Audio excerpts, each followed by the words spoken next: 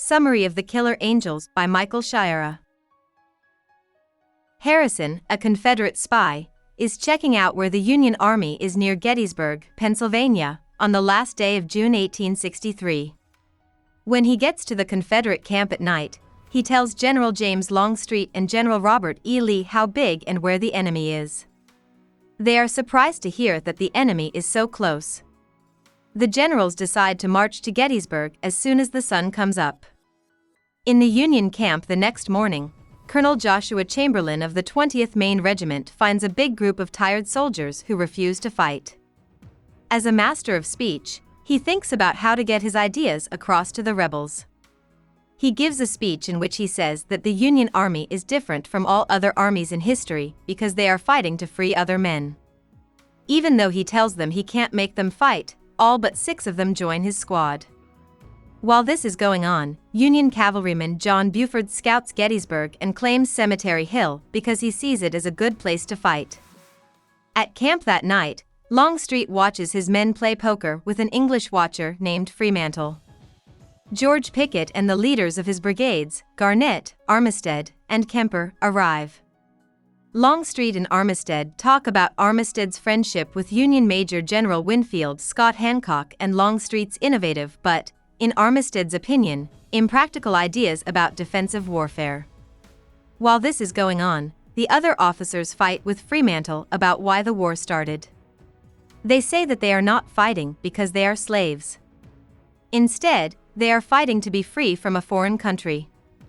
On July 1st, Lee feels sick and upset when he wakes up.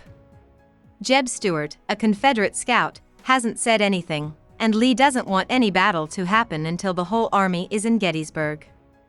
As he and Longstreet ride together, they argue about whether attacking or defensive war is better.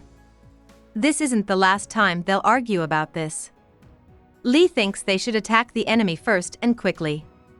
Longstreet, on the other hand, thinks it is better to hold ground and wait to be struck. They can hear the boom of gunfire in the distance. Down the road in Gettysburg, Buford and his men are fighting hard to keep some Confederate troops from getting through. General John Reynolds shows up just in time to replace Buford, but he is killed soon after. This gives the Confederates an early win. As Chamberlain rides toward Gettysburg, he thinks about the Killer Angels, a speech he wrote when he was young about how people are. In camp that night, Longstreet tells Fremantle what's on his mind. He questions the value of honor in war and talks about how methods change over time. But he gives up quickly when he realizes that Fremantle, like Longstreet's other Southern generals, is stuck in the past and values honor more than winning. While this is going on, Lee talks with his generals and decides to attack the next day. On July 2nd, while Chamberlain and his men are waiting to go into battle, his friend and fellow Union soldier Kilrain finds a hurt black guy in the woods. The man was a slave who got away and was shot. Chamberlain takes care of the man and is surprised and embarrassed that he was afraid to touch a black person. Later, he and Kilrain talk about how their reasons for fighting are different. Chamberlain thinks that everyone is equal by nature, but Kilrain is not a dreamer. He wants to get rid of the elite. Lee makes his case for striking the Union position at the Confederate headquarters, but Longstreet doesn't agree with him. Still, Lee gives Longstreet the order to attack. As they ride toward the front lines, Lee tells Longstreet that he may not have long to live and tries to get him to be more brave in battle. Longstreet is upset that Lee doesn't understand what drives him. He is also sad that he has to send General Hood into battle, even though he is in a bad place and is likely to lose a lot of men.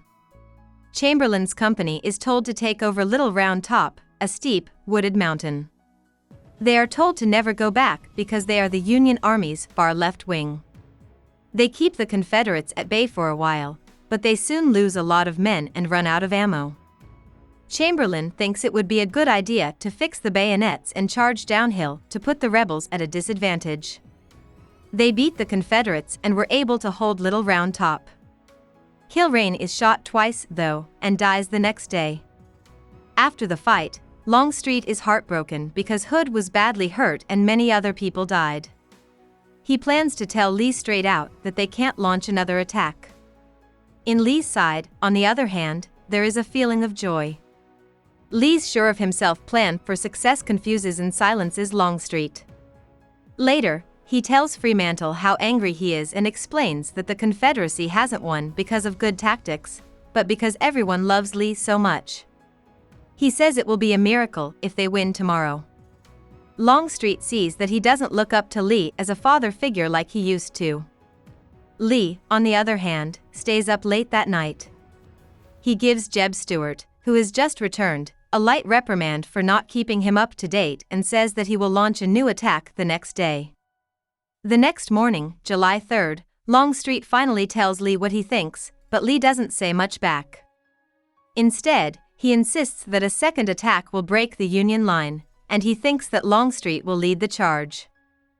Later that morning, the Confederates will start their gun assault. Before the fight, the leaders have different things to say.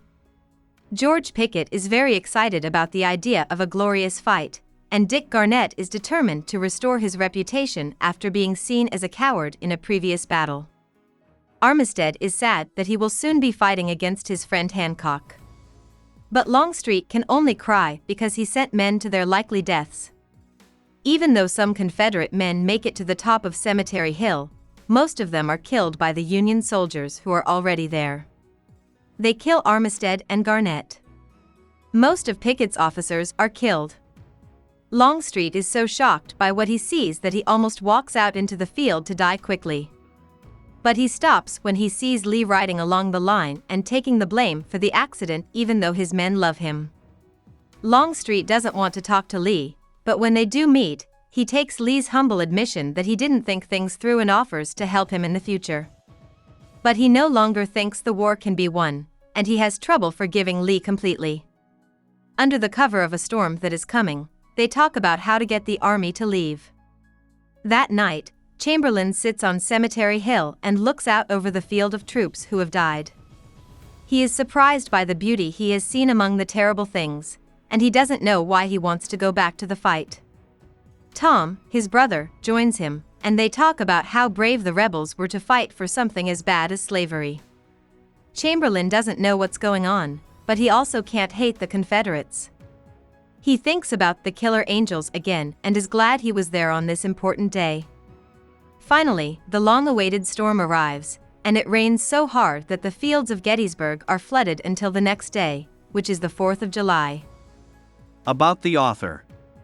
Michael Shaara was born to an Italian immigrant father who was a prisoner of war in World War I and a mother who was related to Revolutionary War heroes. He got his degree from Rutgers University in 1951 and then joined the 82nd Airborne Division as a paratrooper. Before becoming a creative writing professor at Florida State University, Shaara was a well-known amateur boxer and worked as a police officer in St. Petersburg, Florida. He wrote more than 70 short stories, many of which were science fiction, and several books, like For Love of the Game, which is about a baseball hero. He was teaching in Florence, Italy, when he was in a bad Vespa accident that left him asleep for 5 weeks and hurt his health for many years. Shaara didn't use intellectual ideas about the Civil War to write The Killer Angels.